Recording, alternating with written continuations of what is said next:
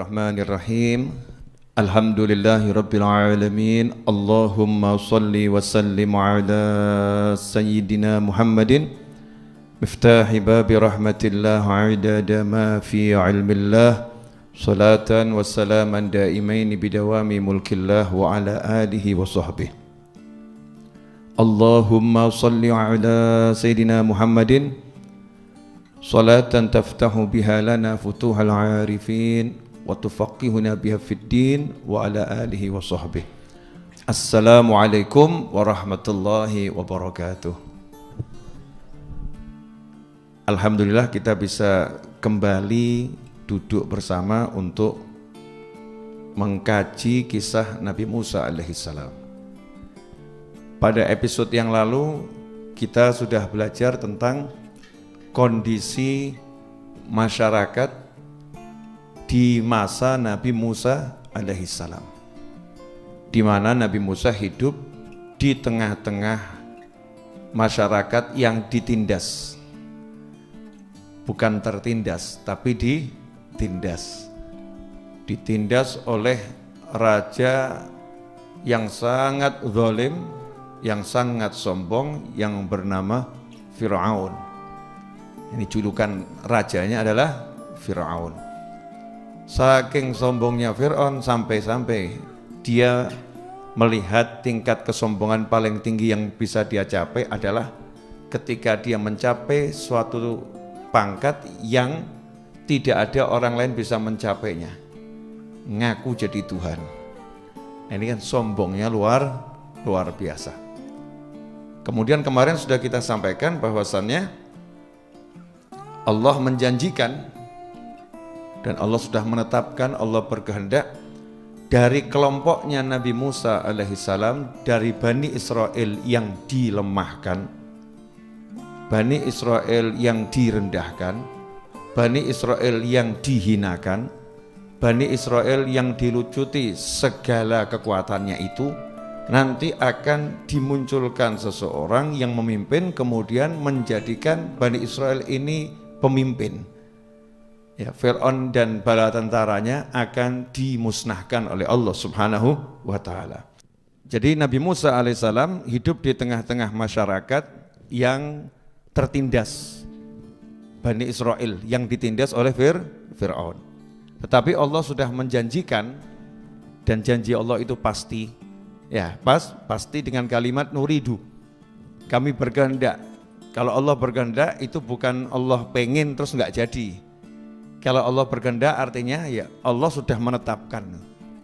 Allah sudah menetapkan bahwasanya dari kelompok yang ditindas tersebut, wa nuridu an namunna 'alal ladzina istud'ifu fil ardi wa naj'alahum a'immatan wa naj'alahumul warithin. Itu surat Al-Qasas ayat yang kelima. Dan kami hendak memberi karunia kepada orang-orang yang tertindas di bumi Mesir itu, dan hendak menjadikan mereka pemimpin dan menjadikan mereka orang-orang yang mewarisi bumi.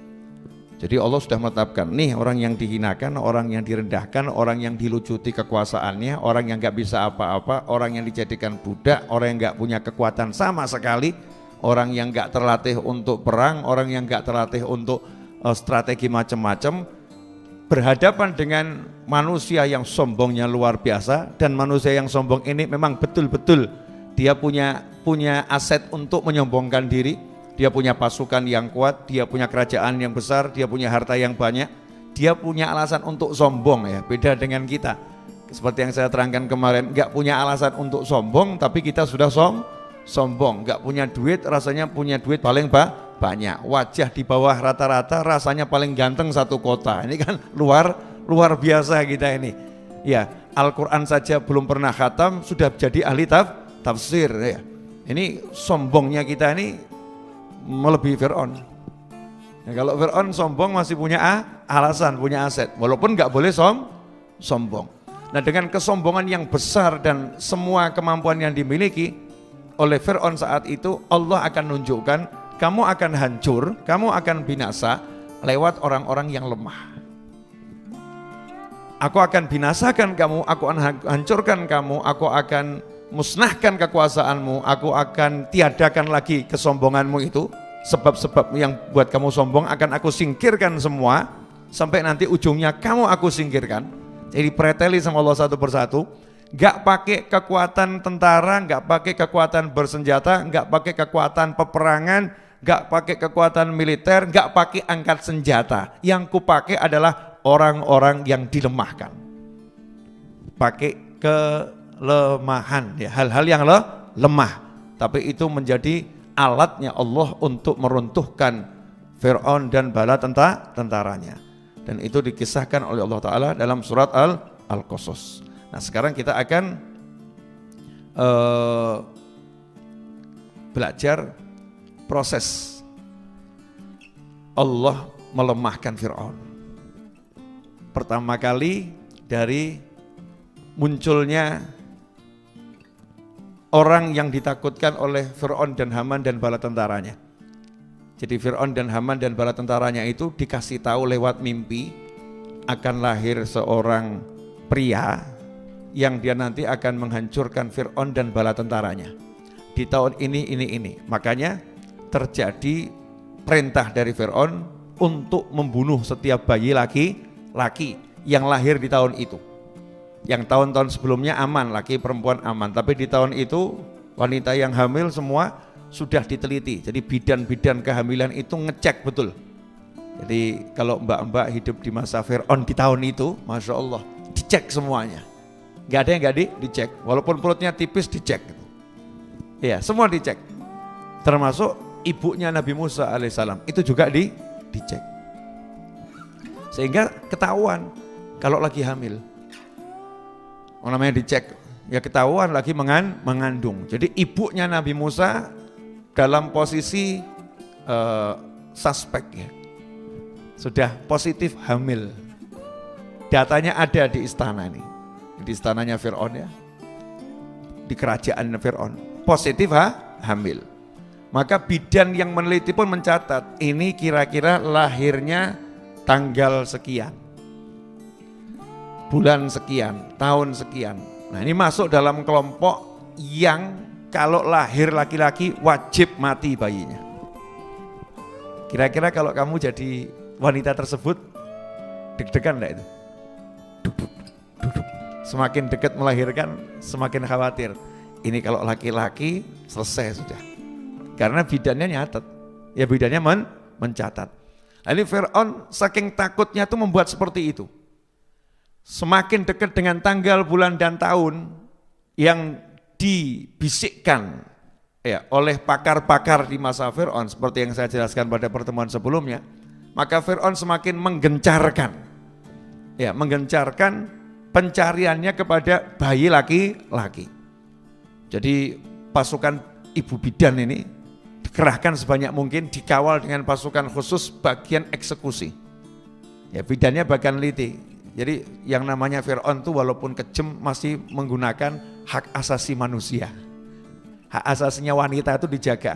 Gak boleh wanita diperiksa laki-laki. Jadi yang periksa tetap perempuan. Jadi Fir'aun yang zalim itu juga masih pakai aturan-aturan yang berlaku. Laki-laki gak boleh nyentuh perempuan untuk periksa. Jadi pasukannya gak meriksa. Di samping juga gak paham ilmunya ya. Gak paham ilmunya. Diserahkan sama Fir'aun ahlinya. Ibu-ibu bidan, cek betul.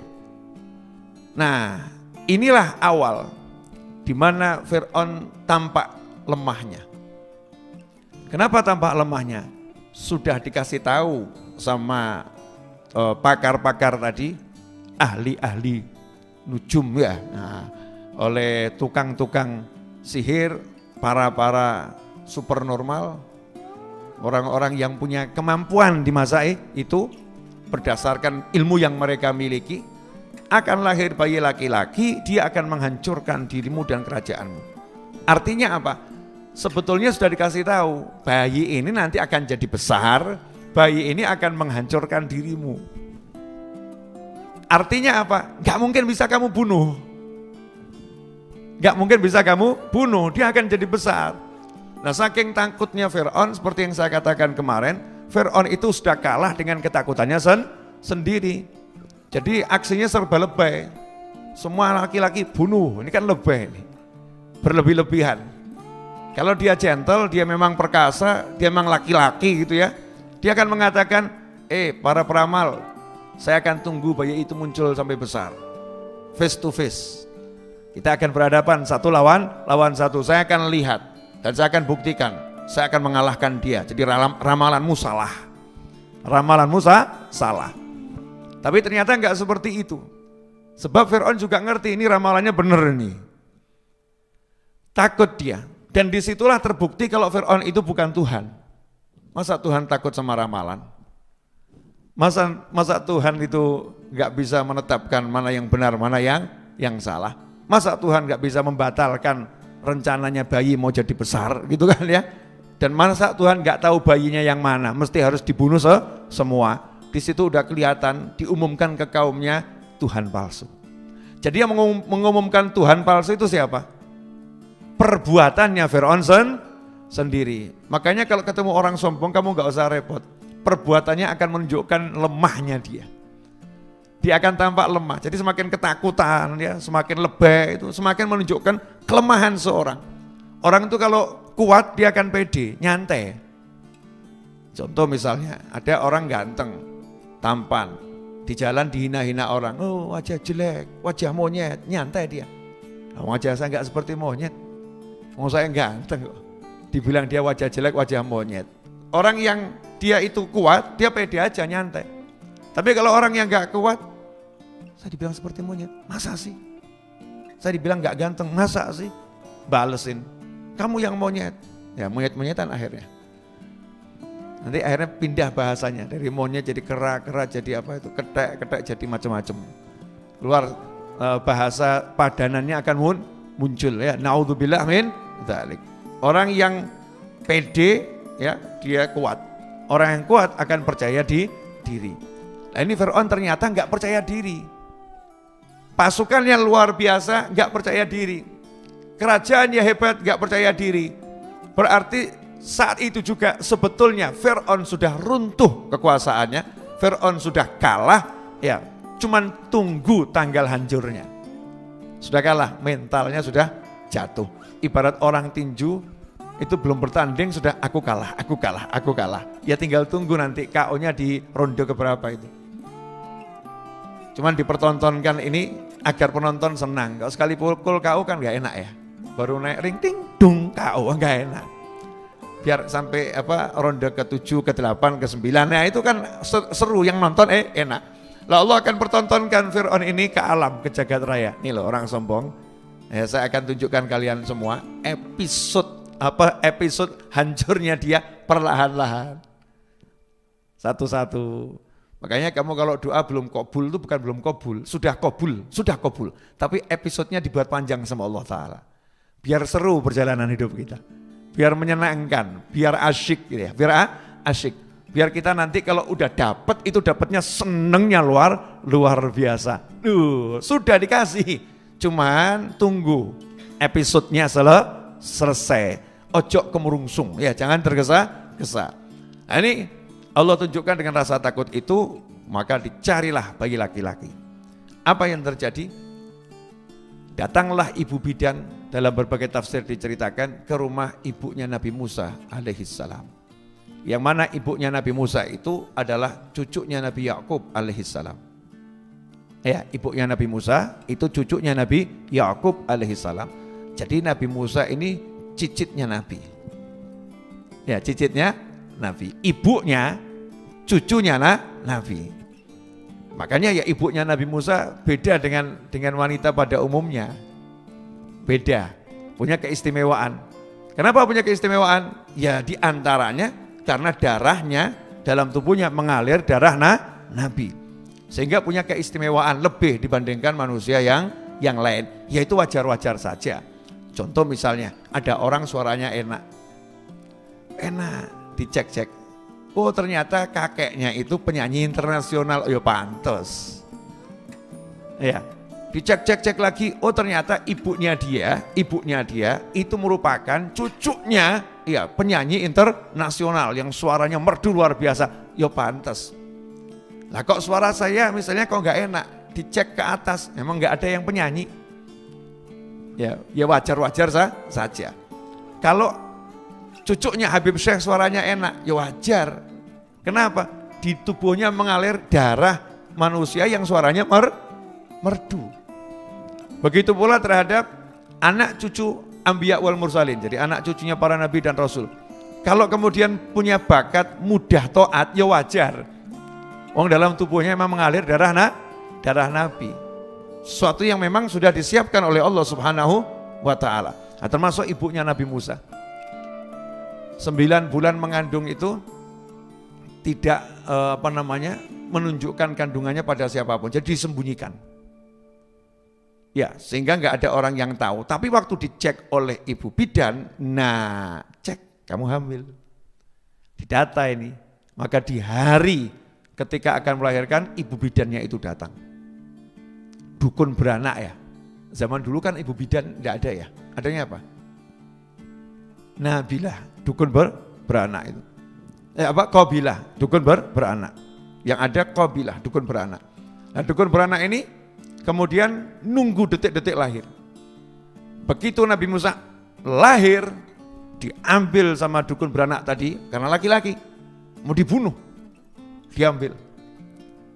Ibunya Nabi Musa merebut, jangan gitu, jangan diambil. Nah, dukun beranaknya nekat, mau ambil, mau bunuh. Tiba-tiba dari mata Nabi Musa AS, dari wajahnya memancar cahaya, masuk ke dalam matanya dukun beranak tadi, tiba-tiba falling in love, jatuh cinta, ditaruh, dedek ya, terus ngomong. Kalau bahasanya sumpah, dia nggak kenal Tuhan, oh ya. Kalau bahasa kita demi Allah gitu ya, dia bersumpah, saya sumpah tadi kesini mau bunuh anakmu, tapi saya sekarang jatuh cinta sama anakmu. Bayi ini buat saya cinta sama dia. Ini saya tahu ini musuh kami ini, ya nanti akan bunuh Fir'aun ya ini, yang akan menghancurkan Fir'aun ya ini. Saya titip ya, tolong jaga bayi ini. Subhanallah, tolong jaga bayi ini. Terus keluar pergi. Ya keluar pergi. Dukun beranak itu pergi dan menyembunyikan perihal lahirnya bayi laki-laki. Ini yang pertama, coba lihat. Ibu yang lemah. Dikirimkan dukun beranak yang pakar. Ternyata bisa enggak nih dukun beranaknya tadi membawa bayi ini kepada pasukan yang akan membunuh? Bisa enggak? Enggak bisa ternyata. Padahal ibunya Nabi Musa lemah atau enggak lemah saat itu? Lemah. Lagi-lagi Fir'aun kalah dengan yang lemah. Rupanya dukun beranak ini keluar. Anda mungkin enggak pernah dengar cerita ini ya. Kalau enggak baca tafsir ya enggak dengar. Dukun beranak ini keluar dari rumah, dan di sekitar rumahnya ibu Nabi Musa kan banyak ini pasukan-pasukannya Fir'aun yang mengawal ibu dukun beranak tadi. Begitu tahu, loh itu kok keluar dari rumah situ. Maka didatengin rumahnya ibunya Nabi Musa. Dukun beranaknya ditanya, gimana? Ada bayi di sana? Nggak ada. Nah, ibunya Nabi Musa didatangi pasukan itu. Karena khawatirnya Nabi Musa dibungkus kain, ditaruh di perapian. Ditaruh di perapian, tungku yang menyala apinya. Karena biasa ya, orang kalau lagi, apa itu namanya? Panik, ya panik. Lagi panik, ingat gempa bumi. Ya semoga tidak terjadi lagi dimanapun ya. Meskipun ya pasti akan terjadi, namanya itu fenomena alam. Dan juga bagian dari cara Allah untuk mengingatkan manusia, memberikan ujian manusia, mengangkat derajat manusia. Tapi mudah-mudahan kalau terjadi dimanapun semua selamat, amin. Itu pernah dulu waktu gempa Jogja, kan sampai di Solo tuh ya, sampai di Solo dulu gempa Jogja itu ya, sampai di Solo, kenceng tuh di Solo. Itu banyak orang yang keluar dari rumah gak sadar, lagi mandi gempa, keluar ya lari begitu saja. Ya, Anda tahu kan apa yang terjadi kira-kira? Nggak sadar, sadarnya ya seperti pakaian lengkap, padahal mungkin cuma pakai yang genting-genting saja, keluar begitu. Nggak sadar, karena gempanya terlampau keras, lagi panik, nggak sadar. Ibunya Nabi Musa juga panik, jadi nggak sadar apa yang dilakukan. Yang penting bayiku selamat, taruh. Bahkan naruhnya di mana nggak inget. Datang itu pasukan masuk rumahnya Nabi Musa alaihissalam, nanya, Kamu ngelahirkan ya barusan ya? Enggak. Dicek. Enggak percaya ini pasukannya. Dia juga bawa dukun beranak. Cek. Subhanallah. Itu bekas-bekas melahirkan enggak ada pada diri ibunya Nabi Musa alaihissalam. Diselamatkan sama Allah Ta'ala. Keluar nih dukun beranak sama pasukan. Dukun beranak yang lain ya. Keluar sama pasukan. Ibunya Nabi Musa nanya kepada anak perempuannya. Kakaknya Nabi Musa. Namanya Maryam. Ya namanya Maryam. Jadi Maryam ini nama yang keren. Ini kadang kamu kalau dikasih nama Maryam sama orang tuamu terus protes, zaman lo kok nama saya Maryam. Ya. Padahal itu namanya Sayyidatuna juga Maryam alaihissalam. Nama yang disebut di dalam Al-Quran, nama yang bagusnya luar biasa. Gara-gara zaman kok kamu jadi terus merasa, namaku kok Maryam. Ini nama yang sangat dimuliakan oleh Allah Subhanahu wa Ta'ala. Tertoreh di dalam sejarah kehidupan manusia, satu-satunya wanita yang melahirkan tanpa disentuh oleh tangan-tangan manusia, yaitu ibunya Nabi Isa alaihissalam. Tapi ini bukan ibunya Nabi Isa, saudarinya Nabi Musa, namanya Maryam. Nanya ibunya, Maryam, mana anak saya mana? Kakaknya juga ngomong, nggak tahu bu, lah tadi ditaruh di mana? Tadi taruh di mana? Terus lihat bungkusan di perapian. Nangis lah ya, kobong kok ya. Itu kainnya terbakar. Tapi dilihat sedikit pun Nabi Musa tidak disentuh api. Jadi api tidak membakar Nabi Ibrahim alaihissalam, api juga tidak membakar Nabi Musa alaihissalam. Makanya banyak juga wali-wali Allah yang tidak terbakar oleh api. Tapi don't try at home. Jangan kamu coba di rumah. Saya termasuk wali dah ya. Wah kobong awakmu. Jangan coba-coba.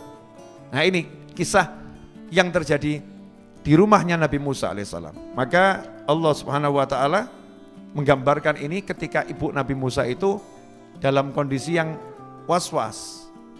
Ini kalau pasukan meneliti lagi gimana ya? Pasukan datang lagi bagaimana ya? Kan disembunyikan betul tuh ya, rapi sembunyikannya. Tapi nanti kalau tiba-tiba datang lagi bagaimana? Maka Allah Subhanahu wa Ta'ala berikan jaminan kepada ibunya Nabi Musa alaihissalam di surat Al-Qasas ayat yang ke-7. Wa auhayna ila ummi Musa an ardi'ih fa idza khifti 'alaihi falqihi fil yammi wa la takhafi wa la tahzani inna radduhu ilaiki wa ja'iluhu minal mursalin. Dikatakan di surat Al-Qasas ayat yang ke-7, dan kami ilhamkan kepada ibunya Nabi Musa, susuilah dia Musa, dan apabila engkau khawatir terhadapnya maka hanyutkanlah dia ke sungai Nil, dan janganlah engkau takut dan jangan pula engkau bersedih, sesungguhnya kami akan mengembalikannya kepadamu dan menjadikannya salah seorang rasul. Ini dikatakan ayat ini menunjukkan mukjizatnya Al-Quran dalam balaghah. Dalam satu ayat ada dua perintah, ada dua larangan, ada dua kabar gembira. Satu kalimat ini. Dalam satu kalimat ada dua perintah, dua larangan, dua kabar gembira. Coba kita bahas. Wa auhayna ila ummi Musa, dan kami wahyukan kepada ibunya Nabi Musa. Bahasa Arabnya kami wahyukan. Cuman wahyunya Allah ini ada yang wahyu kepada manusia, ada wahyu kepada malaikat, ada wahyu kepada gunung-gunung, kepada batu, ada wahyu kepada tetumbuhan. Jadi yang bisa terima wahyu bukan cuma manusia. Ini kalau saya bahas bab ini akan panjang. Nanti ada babnya sendiri ya. Jadi ada batu yang dikasih wahyu, ada tetumbuhan dikasih wahyu oleh Allah Ta'ala. Tapi kalau wahyu ini kepada manusia, itu ada dua. Yang satu wahyunya itu wahyu memang wahyu risalah. Diangkat jadi rasul, jadi nabi, petunjuk untuk mengajak manusia dalam kebaikan. Yang satu lagi wahyu bukan kepada nabi, manusia biasa, tapi dikasih petunjuk oleh Allah Ta'ala. Ya, namanya juga wahyu, cuman dalam bahasa kita disebut ilham. Untuk bedakan, di bahasa Arab juga disebut ilham untuk bedakannya. Jadi wahyu itu memberikan sesuatu secara tersembunyi. memberikan sesuatu secara tersembunyi. Jadi dikasih sesuatu tapi secara tersembunyi, diberitakan secara tersembunyi, dibisikin gitu. Itu wahyu. Nah, wahyu itu bisa sampai kepada manusia biasa dalam bentuk ilham, sama dengan sampainya wahyu kepada nabi sebagai wahyu. Kalau nabi terima wahyu dengan mimpi, nabi terima wahyu langsung ke dalam hati, nabi terima wahyu lewat ditemuin malaikat, maka manusia biasa bisa juga terima wahyu ditemui oleh malaikat, tapi enggak jadi nabi. Ya contoh misalnya itu yang dalam hadis, orang lagi perjalanan tahu-tahu dihadang seorang pria. Ditanya, mau kemana kamu? Saya mau ke desa itu. Ngapain ke sana? Mau ketemu saudara saya. Kamu mau bisnis ya? Mau cari untung di sana? Enggak, saya cuman kangen, dia saudaraku di jalan Allah. Saya cinta sama dia. Terus laki-laki tadi ngomong, saya ini malaikat lagi nyamar jadi manusia, ditugaskan Allah menghadang kamu dan memberitahukan kepadamu kabar gembira. Sebagaimana engkau mencintai saudaramu itu karena Allah, maka Allah mencintaimu. Ini kan diperintah Allah ngasih kabar gembira khusus buat dia ya. Nah wujudnya apa? Malaikat lagi nyamar jadi manusia. Kemudian dalam kisah yang malaikat nyamar jadi orang yang kulitnya lagi nggak sempurna itu ya. Kemudian lagi ada yang tuli, ada yang bisu, yang untuk menguji orang-orang yang berharta saat itu. Nah itu juga didatangi malaikat, tapi bukan sebagai nabi. Kemudian juga Imran bin Husain radhiyallahu anhu Imran bin Husain radhiyallahu anhu, sahabatnya Nabi Muhammad SAW, Sayyidina Imran bin Husain, itu disalami malaikat, tiap hari malaikat datang mengucapkan salam, assalamualaikum tiap hari. Ya, melihat dan mendengar, sebagaimana dalam sejarah kehidupan para sahabat, termasuk karomahnya sahabat. Tapi ya bukan nabi, manusia biasa. Nah, jangan nanti kamu kemudian ngaku, saya nabi habis ketemu malaikat. Naudzubillah min dzalik. Apa ya malaikat betul yang kamu temui? Nah, jangan-jangan bukan malaikat, setan kamu anggap malah malaikat. Nah, ini kalau yang ditemui betul ya nggak akan ngaku-ngaku begitu, ya nggak akan ngaku-ngaku. Nah, disinilah ibu Nabi Musa dapatnya itu lewat mimpi atau tidak, para ulama berbeda pendapat. Ada mengatakan ya bisa jadi lewat mimpi. Ada mengatakan bisa jadi didatangi oleh malaikat. Ada mengatakan langsung ke dalam hatinya. Ya langsung dalam hatinya. Ada mengatakan bisa jadi ketiga-tiganya terjadi. Ya mimpi didatangi malaikat, yang langsung ke dalam hatinya diberi seruan oleh Allah Subhanahu wa ta'ala. Apa yang disampaikan? Ya tadi itu. Nah itu apa? Coba kita ulangi. An ardhi'i. Jangan panik. Ya nomor satu itu jangan panik, jangan kemurungsung. Udah, susui dulu anakmu. Susui dulu anakmu. Ini anaknya butuh ASI, ya kasih ASI dulu, jangan panik. Pertanyaannya, berapa lama ibu Nabi Musa menyusui Nabi Musa? Sebelum Nabi Musa dihanyutkan ke sungai, masih tinggal di rumah itu. Berapa lama? Ada mengatakan 3 bulan, ada mengatakan 6 bulan, ada mengatakan 9 bulan. Jadi lumayan lama. Jangan seperti benak kita selama ini, habis langsung dihanyutkan. Mungkin gitu ya, habis lahir cari peti terus dihanyutkan, enggak gitu. An ardhi'i, susuin. Anakmu susui dulu. Nah kemudian dilanjutkan oleh Allah Ta'ala dengan kalimat fa'idha khifti alaih. Kalau kamu khawatir terhadap nasib bayimu ini, gak tenang jiwamu, khawatir, khifti alaih, takut terjadi sesuatu kepadanya di masa kamu menyusui, ya sudah, hanyutkan dia di sungai, di air. Hanyutkan di air. Ini yang pertama. Nah itulah yang terjadi setelah 3 bulan, atau 6 bulan, atau 9 bulan, kelihatan pasukan-pasukan Fir'aun itu sudah semakin mendekat, maka ibunya Nabi Musa putuskan, dah sekarang akan aku hanyutkan. Ya, akan aku hanyutkan. Nah, proses menghanyutkan ini nanti menarik, kita lanjutkan dulu kalimatnya di Al-Quran. Wala takhafi wala tahzani. Hanyutkan, tapi syaratnya ini.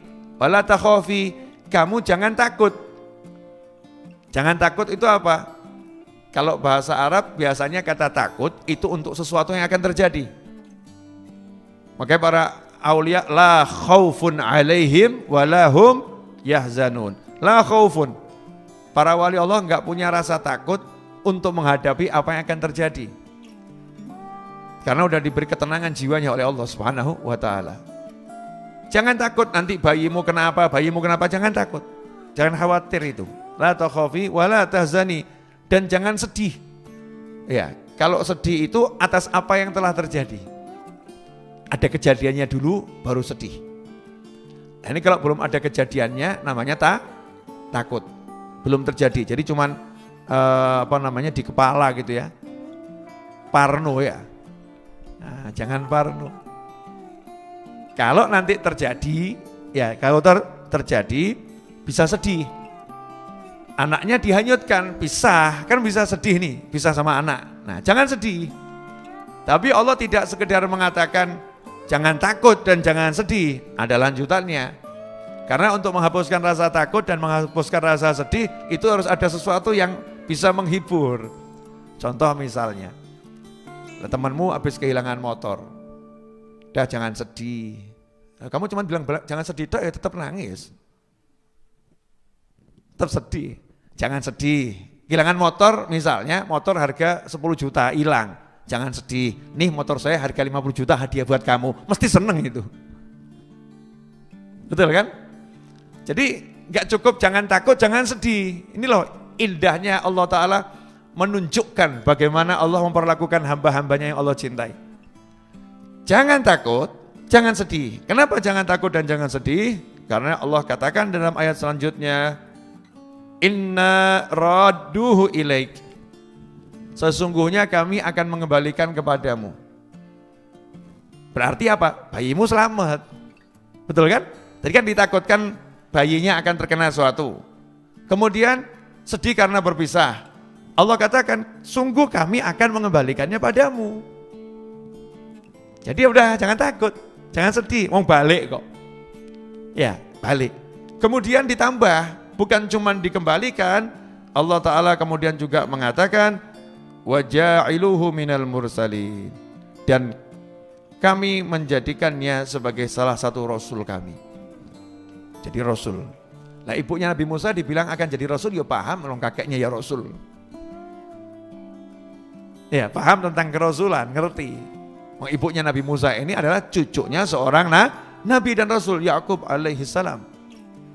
Sehingga ketika dijamin nanti anakmu ini akan kami jadikan rasul, ya senang. Wah, seperti simbah buyut, seperti simbahnya ini, seperti kakeknya, senang. Sehingga rasa takut dan rasa sedihnya terhapus. Rasa takut dan rasa sedihnya terhapus. Dan ini harus kita lakukan untuk hibur orang. Jadi kalau hibur orang jangan sedih, enggak ono ganti ini ya sedih dia. Jangan takut tapi enggak kamu kasih jaminan. Ya takut. Kamu harus bisa meyakinkan dia, bagaimana aku enggak takut? Harus ada alasannya. Apa yang buat aku jadi enggak sedih lagi? Harus ada alasannya, dan itu sudah dijawab oleh Allah Subhanahu wa taala. Naam. Nah, sekarang ini kisah bagaimana ibu Nabi Musa proses menghanyutkan itu. Nah, ibunya Nabi, bukan pendusta. Jujur. Berangkat cari tabut, peti. Kemana cari peti? Ya, yang ada kan peti besar buat simpen harta. Nanggung, maka pergi ke tukang kayu. Ini kalau saya di Solo pesannya ke Jepara gitu ya. Ahli ukir di sana. Tolong buatkan saya peti yang kuat, yang kecil. Ukurannya cukup untuk seorang anak usia sekian. Nanya ini tukang kayunya. Loh, mau buat apa? Saya mau sembunyikan anak saya di situ. Anak laki-laki saya mau saya sembunyikan di situ. Karena tidak bisa bohong ibunya. Nyembunyikan bisa. Ya, tapi kalau bohong nggak bisa. Pulang ibunya Nabi Musa. Tukang kayu ini ya kerja, ya butuh duit ya kerja. Tapi dia pengen dapat duit double. Jadi ini peti ya dikirimkan. Dia datang ke tempatnya pasukan khusus bagian pencari bayi laki-laki. Laporkan, nanti dapat duit lagi. Jadi ini apa ya, standar ganda nih ya. Sana dapat, sini dapat. Laporkan. Berangkat ke tempatnya pasukan yang bagian mencatat, mencari dan mengeksekusi bayi laki-laki. Semangat. Sampai di situ mau ngomong, tadi ada ibu-ibu mau ngomong, jadi bisu.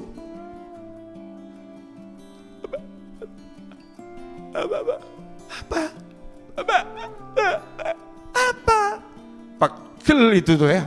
Pasukannya sebel, bukannya dikasih duit, dipukulin. Ya, kurang ajar kamu. Ya. Orang lagi capek-capek, stres, tambah dikerjain seperti ini. Diseret keluar, pergi. Pulang dia, sama badannya gak enak semua. Tapi dia tahu nih upahnya besar nih kalau nemukan bayi laki-laki. Sampai di rumah, bisa ngomong. Nah, saya bisa ngomong apa? Bisa ngomong lagi. Balik lagi. Ya, balik lagi. Sampai di situ, mau ngomong, bahkan mau nunjukkan, sama Allah ditambah kasusnya. Bukan cuma mulutnya yang diambil kemampuan berbicara, matanya diambil kemampuan untuk melihat. Wes, bisu dan tunanetra seketika. Semakin dihajar. Diseret, sampai ke lembah itu, dibuang di sana. Sampai di situ ya bingung jalan pulang. Akhirnya dia tahu ini bayi bukan sembarang bayi. Dia tahu ini sesuatu. Maka orang tersebut teriak manggil Allah. Manusia itu kalau udah kepepet, memang rahasia ilahi, ada sesuatu dalam tubuh ini kalau udah kepepet, ya teriaknya ke Allah. Saya janji, ya Allah, tolong kembalikan penglihatan saya dan kembalikan kemampuan saya berbicara, saya akan lindungi bayi itu. Sama Allah dikembalikan. Akhirnya dia melindungi rahasia Nabi Musa sampai akhirnya termasuk orang yang beriman. Sampai akhirnya masuk orang yang beriman.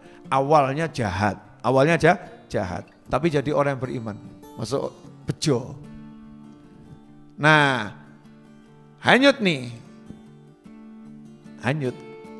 Tapi yang namanya ibu, walaupun sudah dikasih tahu ya, udah dapat wahyu dan sudah dihanyutkan. Nah setelah dihanyutkan, ibunya Nabi Musa ini kata ahli tafsir lupa sama wahyu itu. Paham ya? Lupa. Bisa atau lupa? Bisa. Jadi munculnya keberanian itu sampai menghanyutkan. Selesai menghanyutkan, lupa sama wahyunya, sadar jadi manusia biasa. Anakku, gimana anakku ini? Gimana nasibnya anakku? Maryam, kejar. Maryam, dampingi. Kemana anak ini? Ngomong sama anak perempuannya. Disusuri itu, kemana ini peti ini berjalan. Rupanya hari itu Fir'aun dan anak perempuannya. Jadi Fir'aun itu punya anak perempuan, gak punya anak laki-laki. Sama istrinya Fir'aun, Sayyidah Asiyah, lagi di istana bagian tempat yang menyatu dengan sungai Nil. Lagi di situ untuk suatu ritual, ya, untuk suatu ritual kesembuhan anak perempuannya Fir'aun yang punya penyakit kulit yang parah. Ini anak perempuannya Fir'aun ini minta apapun dikasih sama Fir'aun, saking sayangnya sama anak. Jadi sekejam-kejamnya Fir'aun itu cinta anak. Makanya kalau ada orang sekarang ini gak cinta anak, lebih kejam dari Fir'aun. Fir'aun itu sama anaknya cintanya luar biasa. Subhanallah, lagi ritual seperti itu, nanti yang digambarkan di Al-Quran, diantaranya di surat Al-Qasas, ya, ayat yang ke-8. Faltaqatahu alu Fir'aun. Ya, faltaqatahu alu Fir'auna liyakuna lahum aduwwan wa hazana inna Fir'auna wa Hamana wa junudahuma kanu khati'in. Wa qalat imra'atu Fir'auna qurratu 'ain li. Wa qalat imra'atu Fir'auna qurratu 'ainin li walak la taqtuluhu asa ay yanfa'ana aw nattakhidhahu waladan wa hum la yash'urun. Wa asbaha fuadu ummi Musa farigha in kadat latubdi bihi laula an rabbatna ala qalbiha litakuna minal mu'minin. Wa qalat li ukhtihi qussih fabasurat bihi an junubin wa hum la yash'urun. Nah ini ayat-ayat yang tadi ini semua menceritakan bagaimana sampai ibunya merintahkan suruh ngikuti peti itu ya. Kemudian peti itu sampai di istana Fir'aun, Nabi Musa sampai di istana Fir'aun. Di situ Fir'aun lihat, Fir'aun dulu yang lihat itu. Ada peti itu. Apa itu? Petinya itu menarik itu. Jadi seperti manggil-manggil itu ya. Ambil saya, faltaqatuhu. Makanya diambil dengan dipungut. Dipungut. Jadi enggak nyari. Ya, tiba-tiba ada tinggal ambil. Beda dengan mencari. Ya, kalimat faltaqatuhu artinya ada di hadapan tinggal ngambil. Nah saat itu Fir'aun nyuruh pasukannya ambil itu. Maka dengan kayu, dengan ini ya diambil dari sungai Nil itu. Sudah dekat, peti dibuka oleh pasukannya Fir'aun dengan semua kekuatan, enggak bisa. Lihat bagaimana cara Allah menjaga ini. Ya, dibuka semua pasukan Fir'aun dengan alat-alat canggih saat itu. Fir'aun alatnya canggih loh, bangun Mesir. Itu buat piramid, ya. Motongi batunya itu gimana itu? Peralatan canggih. Cuman ini peti sakti ini. Peti bukan sembarang, peti enggak bisa. Maka saat itulah istrinya Fir'aun, Sayyidah Asiyah. Ya, yang wanita yang beriman pada Allah Subhanahu wa taala. Sayyidah Asiyah ini dikenal wanita yang solihah. Di masa Fir'aun pun dia menjadi istri yang pro orang lemah, pro orang susah. Kalau Fir'aunnya suka menindas, ini istrinya suka bagi-bagi duit. Ya jadi dicintai. Istri Fir'aun ini dicintai, tapi dia nggak punya anak. Jadi Fir'aun punya anak perempuan ya dari istri yang lain. Fir'aun istrinya berapa? Ojo tako. Ya sudah, raja itu ya pasti banyak raja. Apalagi nggak punya aturan. Ya apalagi nggak punya aturan. Tapi dengan semua kemampuannya itu, Allah nggak mengizinkan Fir'aun punya anak laki-laki. Punyanya perempuan dan cuma satu. Punyanya perempuan dan cuma satu. Dideketin sama Sayyidatuna Asiyah. Peti tadi dilihat. Di dalamnya ada bayi laki-laki. Dia bisa lihat. Dan bayi laki-laki itu bercahaya. Dan cahayanya masuk ke mata Sayyidah Asiyah. Langsung jatuh cinta. Jatuh cinta. Nah ini memang cinta sama orang soleh itu nggak bisa dipaksakan. Walaupun wajah orang soleh murub bercahaya di hadapan kita, ini kalau kita nggak jodohnya ya nggak bisa, nggak rezekinya nggak bisa. Maka jangan heran kalau ada orang soleh yang baik wajahnya bercahaya kok orang ini nggak bisa cinta ya. Tambah orang ini mencaci, maki, menghina, ya jatahnya emang begitu. Kesian, ya kan nggak sih? Kasihan. Nah kalau kita punya mata yang bisa mencintai orang soleh, telinga bisa mencintai orang soleh, mulut bisa mencintai orang soleh, tubuh bisa mencintai orang soleh. Jangan sombong. Itu karunia Allah kepada kita, alhamdulillah. Jangan menghina yang belum bisa cinta. Sakno, kesian gitu kan, kasihan. Kita alhamdulillah, insya Allah minas su'ada, orang yang beruntung, dunia akhirat, amin. Nah, disitulah subhanallah, peti yang gak bisa dibuka itu, dibuka nyanteh oleh Sayyidah Asiyah. Begini toh, tik, buka. Digendong. Bayi laki-laki ditunjukkan ke Fir'aun. Ini jadi anak kita ya, penyejuk hatiku dan penyejuk hatimu. Ya, penyejuk hatiku dan penyejuk hatimu. Nentremno hatiku dan nentremno hatimu. Kata Fir'aun, kalau penyejuk hatimu oke lah, kalau penyejuk hatiku enggak lah. Tetap sombong Fir'aun.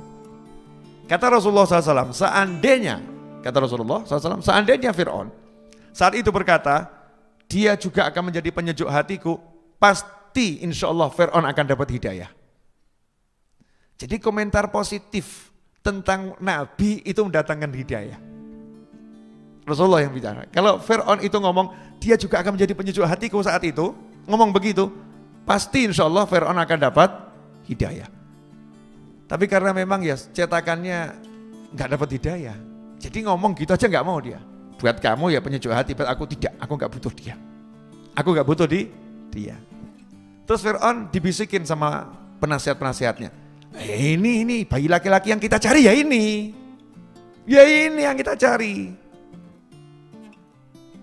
Dan disitulah istrinya Fir'aun punya jasa yang besar. Secara ini ya syariat ya, kita nggak bicara kekuatan ilahi. Secara syariat istrinya Fir'aun berkata, bukan ini yang kamu cari, bukan. Loh, kok bisa bukan? Iya, ini bayi umurnya kelihatannya lebih dari setahun. Gede, Nabi Musa gede. Jadi bayinya itu besar. Ini bayi lihat nih, umurnya lebih dari setahun. Ya kan kamu pengumuman kan baru-baru saja, baru tahun ini. Jadi ya bukan ini. Itu yang namanya peramal-peramal juga mantuk. Iya, masuk akal. Masuk gitu kan ya. Masuk. Nah, yang pertama itu, yang kedua, ini kan dari laut, dibawa ke Sungai Nil. Ya kemungkinan besar ya bukan dari wilayah kita. Ini dari tempat lain, dari jauh. Jadi nggak sesuai ramalan. Ya udahlah, oke lah kalau gitu. Ambil, katanya Sayyidatuna Asyah tadi, boleh nggak saya ambil jadi anak? Siapa tahu nanti bisa ngasih manfaat buat saya, ngasih manfaat buat kamu. Ambil jadi anak buat kamu. Tapi dia nggak bisa ngasih manfaat buat saya, aku gak butuh sama dia. Tetap sombong Fir'aun. Tapi sombong-sombongnya Fir'aun itu sayang sama anak, loh itu aneh. Jadi 8 hari Nabi Musa itu nangis. Nangisnya keras. 8 hari. Nah yang memungut itu nggak paham. Ini yang bantu mungut tadi ya. Para tentara yang ngambil peti nggak paham. Kalau yang dicari-cari ya ini.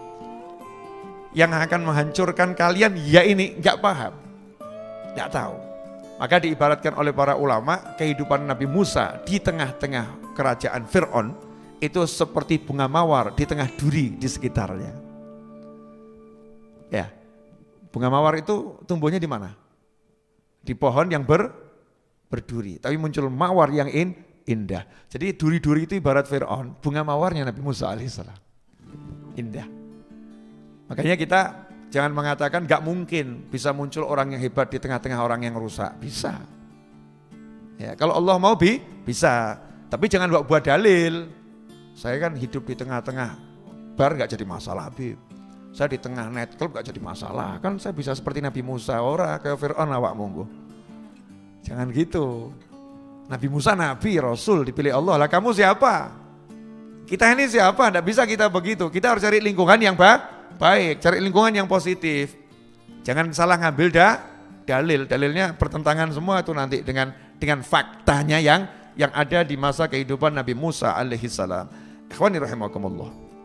Ya ini kalau tidak lihat jam nanti kan repot. Saya udah bicara alhamdulillah 50 menit. Betul Mas Hamdani? Kurang lebih kan 50 menit. Tenang, belum selesai. Ini episodenya masih episode bagaimana Nabi Musa dan ibunya mengalahkan Fir'aun. Keren ya. Subhanallah. Bayi. Bala tentara. Rajanya langsung. Mau bunuh gak bisa. Ini kan yang dicari-cari. Perintah bunuh semua bayi laki-laki. Sama Allah Ta'ala ditantang. Wes, gak usah kamu cari. Tak anter. Patenono. Silahkan bunuh. Musnahkan dia. Begitu lihat, Fir'aunnya juga senang. Lucu juga bayi ini. Bayi ini. Makanya ketika Nabi Musa itu nangis, yang nimang-nimang Fir'aun. Allah jadikan Fir'aun pelayannya Nabi Musa. Ayo gendong, timang-timang. Asik bukan ini ya? Caranya Allah Ta'ala, digendong, ditimang-timang. Katanya mau bunuh. Katanya mau musnahkan. Katanya mau mateni. Kok gendong? Nimang-nimang. Senang nih Fir'aun sama bayi laki-laki ini. Nah saat itu mulai dikasih nama. Siapa nama bayi ini? Disitulah Sayyidah Asyah ngasih nama. Istrinya Fir'aun yang kasih nama. Kita kasih nama Musa. Kita kasih nama Musa. Kalau saya nggak salah, mu itu air, ya, sa itu kayu. Jadi bayi yang ditemukan ya di air dalam kayu, maka namanya Musa. Yang ngasih nama bukan ibunya. Yang ngasih nama istrinya Fir'aun. Betul ya? Musa. Tentunya ini ilham dari Allah Subhanahu wa ta'ala. Nah, ikhwani rahimakumullah. Di ayat tadi jelas dikatakan di situ la taqtuluh asa an yanfa'ana aw nattakhidahu waladaw wa hum la yash'urun. Kata istrinya Fir'aun tadi kan la taqtuluh, jangan kamu bunuh. Nanti siapa tahu dia bisa jadi anak kita, bisa jadi beri manfaat dan bisa jadi anak untuk kita. Dibahas sama para ulama. Kenapa istri Fir'aun ini ngomongnya la taqtuluh, jangan kamu bunuh dia. Ngomongnya kepada Fir'aun, tapi kalimatnya kalimat jamak. Seakan-akan orang banyak. Nah, di sini untuk ta'zim. Kalau bahasa Indonesianya, misalnya kalau kita mau menghormati diri kita sendiri kan, kami atas nama, ini kan kemuliaan ya. Bahasa Arabnya antum, satu orang dipanggil antum. Kalian, padahal satu orang untuk penghormatan. Nah, istrinya Fir'aun ngomong ke Fir'aun, la taqtuluh, jangan kamu bunuh, tapi dengan bentuk jamak, jangan kalian bunuh. Maksudnya ke Fir'aun seorang ini. Untuk apa? Pengagungan. Jadi cara bicaranya sama Fir'aun pun penuh penghormatan. Lah, kamu kalau lagi punya pengen, tuh ngomongnya ya begitu. Hormati yang kamu pengen dapat dari dia suatu, yang ngomongnya dengan penuh penghormatan. Sepuroni pun ingkang kata, ya bla bla bla, jangan aja lo ya. Aku njaluk gitu. Marang awakmu, ya gak enak tuh ya. Walaupun itu bahasa belak-belakan. Tetapi ini kalau kita butuh pada orang yang punya kemuliaan, ya kita harus ngomong dengan bahasa memuliakan dia. Ini Al-Quran mengajarkan sampai sedetil itu ya. Bahasanya harus memuliakan dia. Sehingga nanti Fir'aun yang zalim, yang lalim ini, jadi akan luluh hatinya. Akan tensinya turun. Ya, ini cara bicara nih. Masya Allah, bahasa komunikasi di Al-Quran itu diajarkan dengan luar biasa. Kemudian juga dikatakan di sini, wa asbaha fuadu ummi Musa farigha. Hatinya ibu Nabi Musa di ayat yang ke-10, dan hati ibu Musa menjadi kosong. Sampai-sampai pengen menunjukkan, menyatakan rahasia tentang Musa. Seandainya tidak kami teguhkan hatinya, agar dia termasuk orang-orang yang beriman pada janji Allah. Jadi ibunya Nabi Musa itu kan lupa nih, kalau dapat wahyu akan dikembalikan, akan diangkat jadi Rasul, lupa. Sehingga begitu dengar berita, anaknya di tangan Fir'aun. Coba bayangkan seperti apa. Kan dibuntuti nih bayi.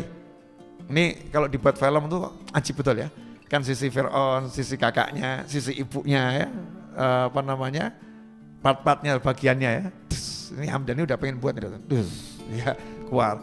Gimana ibunya Nabi Musa di rumah nunggu berita. Bagaimana anakku? Jadi saat itu setelah menghanyutkan, hatinya kosong. Kosong apa? Gak ingat apapun kecuali Musa. Musa, gimana Musa? Nunggu berita dari anak perempuannya. Begitu dikasih tahu, diterima Fir'aun. Ya kaget. Saya ini hanyutkan, biar gak kepegang Fir'aun. Ini sekarang diterima sama Fir'aun. Jadi mau jerit, mau teriak, itu anakku, itu Musa. Udah mau ngomong ke orang-orang gitu. Mau ngomong seperti itu. Sama Allah Ta'ala diingatkan lagi. Wahyunya itu dimunculkan, diingatkan. Jadi tenang. Setelah diingatkan jadi tenang. Nah, disitulah kemudian skenario langit yang kedua berjalan. Skenario yang pertama, yang akan menghancurkan, kamu yang akan mendidik dia sampai besar. Jadi yang mentarbiyah Nabi Musa itu Allah Ta'ala, tapi lewat Fir'aun. Asyik ya. Tarbiyahnya dari Allah Ta'ala, tapi lewat Fir'aun. Jadi Fir'aun tidak bisa mendidik Nabi Musa dengan keburukan. Setiap kali mau didik yang buruk sama Allah dialihkan. Allah gunakan cara tertentu sehingga Fir'aun didiknya cuma baik. Sehingga selama ini kalau di kepala kita ada bayangan Nabi Musa dapat didikan yang gak beda Fir'aun, salah, gak bisa. Kenapa gak bisa seperti itu? Ya, kita simak ayatnya.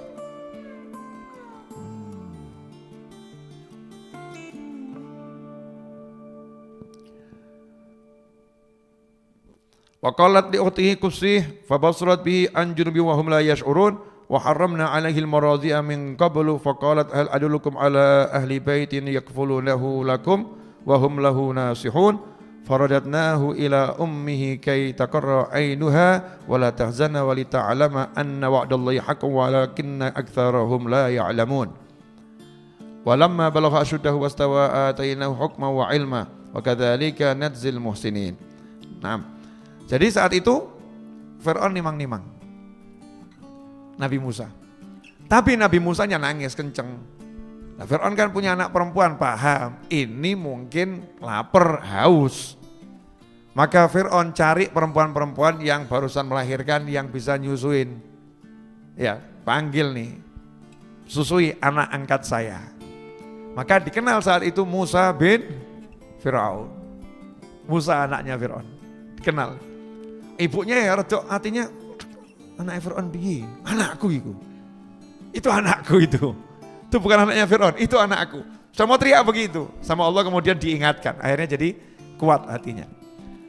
Subhanallah, setiap kali wanita yang bisa menyusui itu mendekati Nabi Musa, nangisnya tambah banter. Moh, nangisnya tambah banter. Akhirnya pengawal-pengawal istana ini keliling, cari wanita yang bisa menyusui, keluar dari istana. Nah, di luar istana ketemu sama kakaknya Nabi Musa alaihissalam.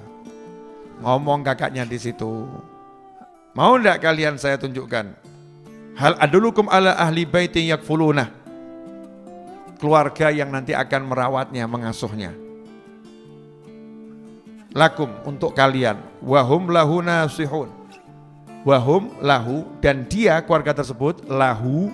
Kalau kakaknya meniatkan lahu itu adalah untuk anak itu. Dan keluarganya terhadap anak itu nasihun, orang-orang yang betul-betul nasih. Dia akan jujur, dia akan merawat dengan baik, dia akan sungguh-sungguh. Di situ Haman dengar, wahum lahu nasihun. Nanya langsung, kamu kenal sama bayi ini? Kok bilang nanti keluarganya akan merawat bayi ini dengan sungguh-sungguh, akan dengan tulus untuk bayi ini? Oh enggak, saya enggak kenal. Lah kok bilang bukan untuk dia. Dianya ini maksudnya Fir'aun. Lahu, keluarga ini akan jujur sama Fir'aun, akan mengabdi sama Fir'aun, akan setia sama Fir'aun, bukan sama bayinya. Ini kakaknya pintar ya, molak-malik kata ini. Tapi Haman enggak begitu percaya. Lah kamu punya anak laki-laki enggak ibumu? Oh punya anak laki-laki. Loh, kok bisa? Iya, lahirnya sebelum larangan. Oh iya, lahirnya sebelum larangan. Semua tahu itu. Oke. Aman. Dibawalah ibu Nabi Musa ke istana. Belum disusui, baru mendekat, Fir'aun gendong Nabi Musa yang nangis. Ibunya dekat, langsung Nabi Musa diam. Stop. Fir'aun nanya, kamu ada hubungan apa sama bayi ini? Semua wanita yang mendekat nangisnya tambah keras. Lah kamu mau mendekat, dia diem. Punya hubungan apa kamu sama bayi ini? Loh, ya enggak tahu saya enggak tahu.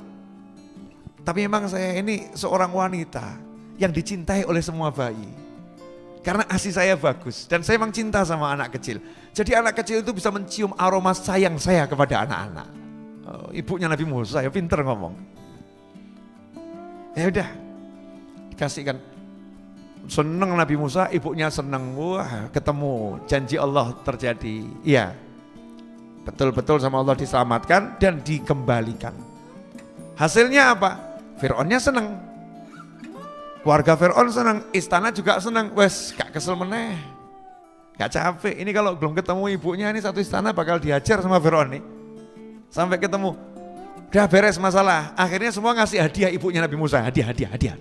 Kamu bereskan masalah kami, hadiah. Fir'aun yang ngasih upah tiap hari, ya.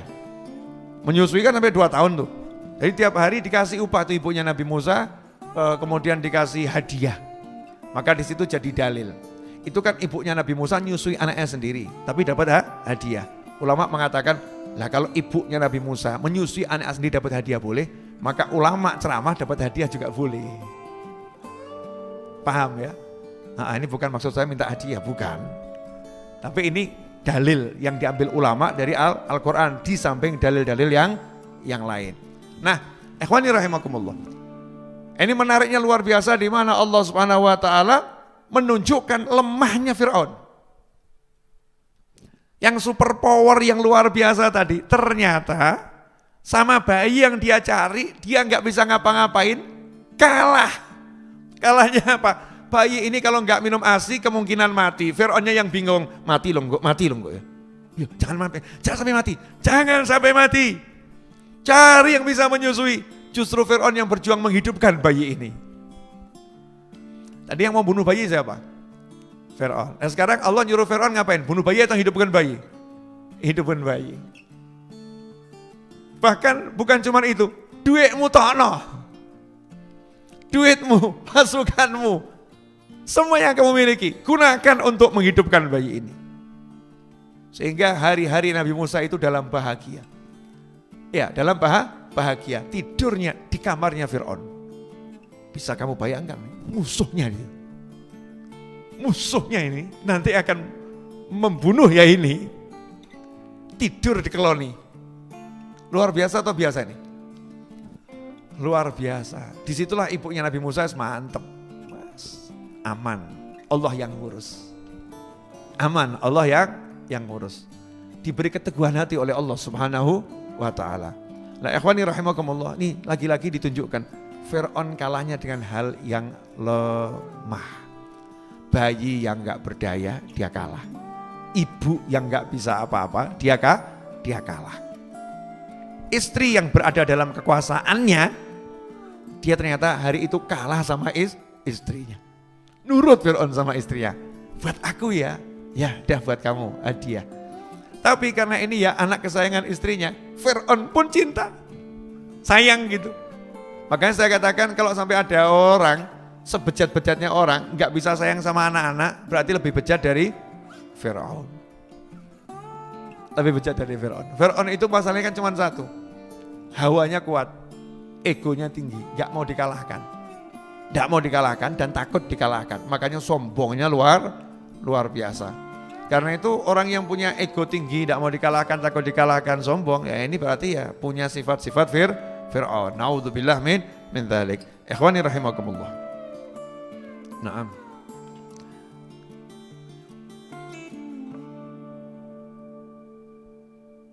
Nah, kenapa Allah kembalikan pada ibunya Nabi Musa seperti itu? Karena janji. Ya. La takhafi wa la tahzani. Jangan sedih. Sehingga ibunya enggak sedih lagi, ketemu sama buah hatinya, sama anaknya. Sehingga enggak dipisah itu kecuali cuma beberapa saat. Kan enggak lama itu pisahnya. Nah itu waktunya Nabi Musa nangis itu haus. Lihat kuatnya Nabi Musa ya. Enggak dapat ASI itu 8 hari.